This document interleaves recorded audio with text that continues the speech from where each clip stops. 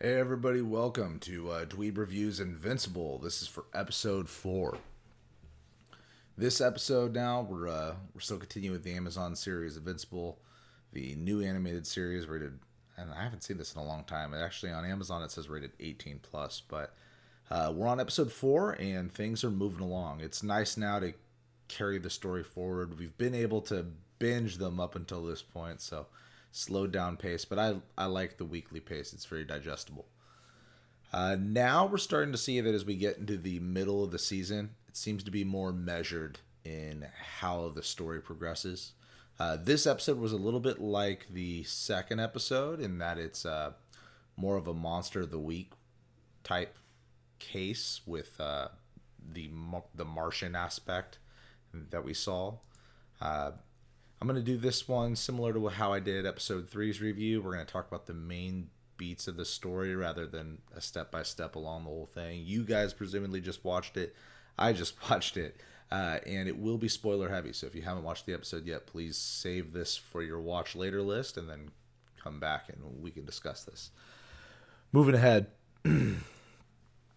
There's three main points on this story too that we seem to follow. The biggest one for me, at least the most captivating moving forward, is still the mystery of Omni-Man, which is the first thing that we're going to discuss. The case of the week or the monster of the week on this one seemed to be the trip of Invincible to Mars, following the astronauts to Mars, trying to protect them from the local Martians. Which it turns out that the Martian character from the Guardians of the Globe was in fact actually a Martian. And by the way, just a blatant design rip from Martian Manhunter. I mean, almost identical. And then we get introduced to a new potential villain for at least for the next few episodes. Does not feel like the overarching story villain. And possibly an answer to the question I posed at the end of last week. And you guys can tell me what you think in the in the comments, but I may have just missed indicators last week because I did not see this in that robot, the new leader of the Guardians of the Globe, may in fact just be a villain, whether it be a carrying series villain or what. I'm not quite sure. Now, we didn't get to see any more of Steve, the security guard, in this episode, but we did get to open with a fun little clip with a presumably an ancient Egyptian dig, a bunch of archaeologists unearthing a tomb, and the evil Kahor being resurrected. I should, by now, just be used to the fact that every episode seems to start off with a non sequitur funny bit.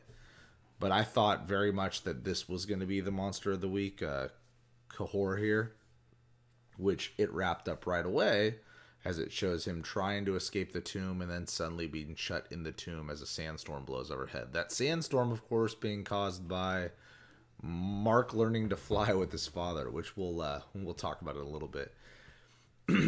Moving on that first storyline, though, the mystery of Omni-Man, our first scene furthering this is when Omni-Man, who recognized from the previous episode that Damian Darkblood had been in his home because of the cooled air and the breath that can be seen when you're in the presence of a demon, goes to Damian's office to confront him. There's a little back and forth here where Omni-Man acts like he's still innocent and that, he didn't kill the Guardians of the Globe. He spares the demon, which I was kind of surprised by because presumably Omni-Man is the Superman character, strong as a god, could probably destroy this guy too, but he acts as if he's innocent, tells Darkblood to F off and to leave his family alone, and then they just progress further from there. The next big interaction that we do get to see kind of some conversation between Omni-Man and his wife, Debbie, mainly that she's still reeling from the after effects of her interaction with Damian. Now she's become suspicious of Omni-Man, which really does blow my initial theory away with her being in on it or her having an idea into who Omni-Man was. It turns out she was probably just completely negligent and naive to his nature, or perhaps that when Mark unlocked his powers, like we discussed before, now Omni-Man is behaving the way that he's behaving. But he seems to have made a major behavioral shift from the first episode to now, all based on Mark obtaining his powers. The next time that we see the outburst of his violence, where Debbie really starts to see a difference in his behavior, is when they start to have a conversation with each other where they begin to argue. He tells her to shush, and then Cecil appears in the home, and he's pretty violent in his interaction towards Cecil. Once again, that this took her by surprise is another thing that you kind of just have to suspend disbelief and, okay, I guess this is the first time he's demonstrating this, because we've already seen him rude to several people and her not react at all. So maybe she's just taking notice or what, but no real forward movement into what changed with Omni-Man and why he actually took actions against the Guardians of the Globe and has begun to behave more violently, presumably. But we do get a scene where, in an effort to try and bring his wife back over to his side and lessen suspicion against him, he takes her abroad.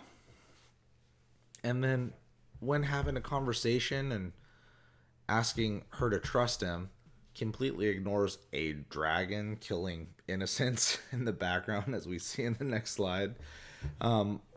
All under the idea of, well, I'm on vacation, somebody else can get it. Show his lack of caring for humanity is only more apparent now. And presumably because she's surprised, because everybody else in the world seems to think he's this great hero, he's only letting it show now. It's very odd that after all this time on Earth, he's kept it under wraps so well, and then now seems to be, frankly, irresponsible with how he's letting down his guard and demonstrating his true self. But once again, it's letting us see a little bit more with the evolution of his family, the relationship with his family, and what's probably going to be probably the major ongoing story arc throughout this season, carrying into the next, I imagine. I doubt that they're going to have Omni-Man be the villain of season 1. I'm guessing this is like long-term, big picture. He's going to eventually become a villain. Cecil finally takes action against Damien Darkblood after Damien breaks back into Omni-Man's house again and banishes him, sends him back to hell. So I guess we're done with Damien Darkblood, kinda. I mean, there was a post-credit little quick end scene where we heard his kind of sigh in the closet of the Graysons in their home, and the camera zoomed in on, and I'm pointing at it with the cursor right now. I'm guessing this little book, it seems to be a book, maybe some sort of object that ties him back to this plane if he is actually in hell, because obviously if it was just a voice recorder or something, it wouldn't matter now that he's been exorcised. But that was kind of the main wrap as far as Omni-Man's story went for this episode. So it almost immediately, or not almost immediately, it doesn't transition from there, but the primary focus of the episode seems to be what happens on Mars. So as far as our hero, Invincible, goes, we get that first scene where he accidentally shuts the tomb of Kahor in a race with his father to Mount Everest. The funny little scene on Everest, the brief interaction and date with Amber. They seem to be carrying along. Like I said in the last episode, it is still my belief that this is a minor character. This is a stepping stone for the eventual relationship between Invincible and Adam Eve. I haven't heard any contrary beliefs to that. I'm guessing that you guys who are watching it with us just recognize and probably believe the exact same thing. We do get the scene where after he is enlisted to go to Mars, he comes and visits to talk to her. And you'll remember that this also happens after a brief conversation with Eve at school, where she's a little lost in the wake of her breakup with Rex. And he discusses with her revealing his true identity to Amber. She cautions him only to do so if he's serious about her. He thinks about doing it here and ultimately does not do it. So once again, probably leading back and hinting to feelings for Eve and now being relatively unsure about Amber, because throughout the course of this episode, he does not tell her that he is invincible. But it's also super early in the relationship. Who knows? There is the trip to Mars. He catches a ride with the astronauts without them knowing. On Mars, loses track of her as he's looking at pictures of him and Amber on his phone. Or not, sorry.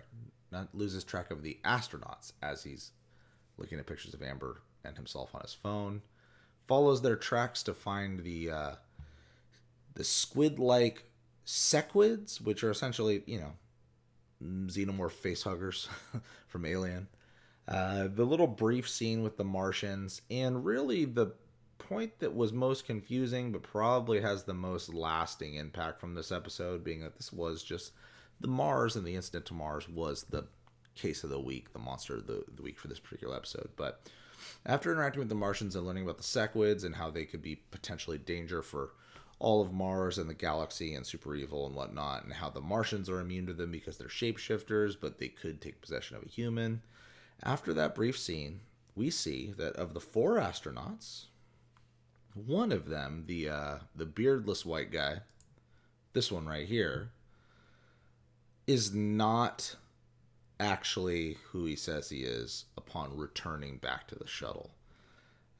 You can see here that he has the upside down flag. In this scene, the flag fixes itself, which suggests that he's some sort of shapeshifter.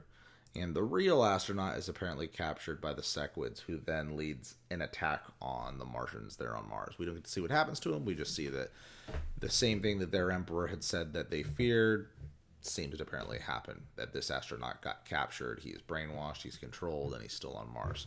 So definitely going to make a reappearance in the series, probably be a big villain.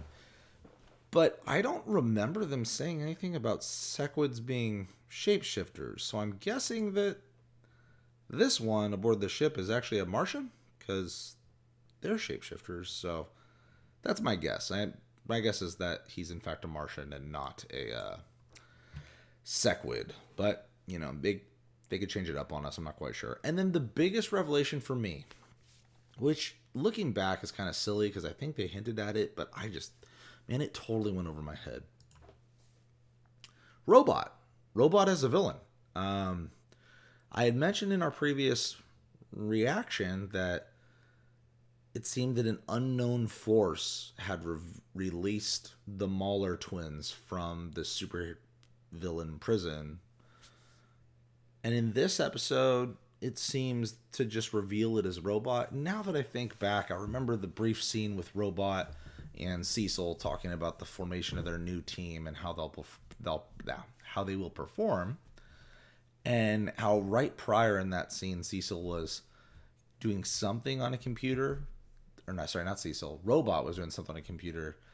And it was a similar computer to what they showed as that the mastermind of the breakout was operating also in the previous episode. So I'm guessing that must have just went over my head. But now it would seem that more than likely, Robot is the one that freed the Mahler twins and appears to be up to something nefarious, to say the least, in the stealing of Rex's blood. So the image of the Mahler twin, we did see that he begins cloning a brother again.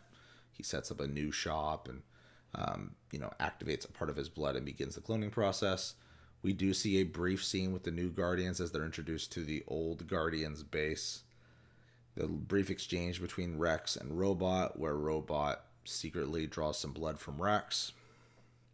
And then this is the part that's most interesting to me about Robot. Robot approaches this clone chamber, or what we presume to be a clone chamber, with the collected blood and kneels almost in fealty and raises the blood almost as an offering to whatever this clone creature is. So I'm not sure if he's a servant to something else or a mastermind creating a new weapon, but it does seem that he pays some sort of reverence to this clone. I'm guessing that he's actually the servant of some greater, larger villain that we're going to see down the road. So there's definitely a lot of branches going off right now from this this show. It's carrying along at a good pace. I personally hope that the Monster of the Week thing doesn't become a regular part of the show. I get that there's probably longer lasting effects than just a trip to Mars, because this Martian shapeshifter returns home or to Earth with them, and because the Sequids take possession of that one astronaut and therefore gain the weapon that the Martians were so afraid of them having. But we did get a little one-off adventure with Doc Seismic that was just action for the sake of action in the previous episodes. So I don't know. We'll see how it goes. The biggest reveal, of course, is Robot as the potential villain and as a potential villain. And then, of course, the mystery of Omni-Man is still captivating, but didn't find out too much more than that for this episode. I am still really excited going into the 5th episode this Friday. I'm going to try and get that reaction out same day for those of us that are following along and watching the episodes as soon as they drop. Thank you guys again for tuning in to this reaction. Overall, I'm still really excited and really hyped on Invincible. Please share your thoughts down below in the comments, and tune back into Dweeb Culture, where we're going to all gather and continue to review every episode of Falcon and the Winter Soldier as they drop. Thanks, guys. Have a good one.